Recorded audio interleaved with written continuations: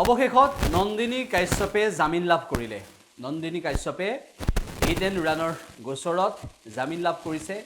সামিউলৰ মৃত্যুৰ পৰৱৰ্তী সময়ত জেললৈ যাবলগীয়া হৈছিল নন্দিনী কাশ্যপ, আৰু সেই নন্দিনী কাশ্যপে জামিন লাভ কৰাৰ পিছত অধিবক্তা বিজন মহাজনে এই সন্দৰ্ভত কি মন্তব্য কৰিছে আমি সেয়া শুনাব বিচাৰিছোঁ। এই গোচৰটো 105টো আহিব নোৱাৰে আৰু বিভিন্ন সুপ্ৰিম কোৰ্টৰ নিৰ্দেশনা আমি দাখিল কৰিছিলোঁ, Alister Pereira, Prabhakaran versus state of Kerala ইত্যাদি ইত্যাদি।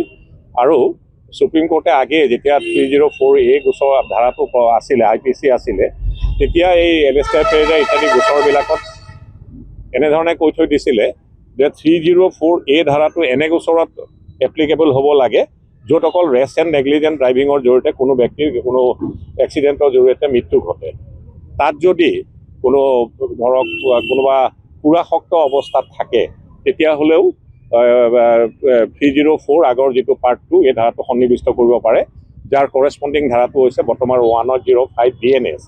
কিন্তু এই মহিলাগৰাকীক নামটো কি আছিলে, নন্দিনী কাশ্যপ, যাক গ্ৰেপ্তাৰ কৰিছিলে আৰক্ষীয়ে, এজাহাৰত কিন্তু লিপিবদ্ধ আকাৰত আছিল যে তেখেত পুৰাসক্ত বা সুৰামত্ত অৱস্থাত আছিলে। কিন্তু ফৰৱাৰ্ডিং ৰিপৰ্ট যে 47, 48ৰ যিবিলাক নটিচ আৰু বৰ্তমান যিখন চাৰ্জশ্বিট দাখিল কৰিছে, আজি বেইলৰ হুকুমতো এইটো লিপিবদ্ধ আকাৰত আছে যে মহিলাগৰাকী যে under the influence of liquor আছিল, তেনেধৰণৰ কোনো ভাষ্য আৰক্ষীয়ে প্ৰদান কৰিব পৰা নাই বা কোনো সাক্ষীবাদীও সেই সন্দৰ্ভত নাই। সেয়েহে আমি যুক্তি প্ৰদৰ্শন কৰিছিলোঁ যে 105 যিটো ধাৰা সন্নিৱিষ্ট কৰিছে সেইটো কৰাটো সমীচীন নহয়।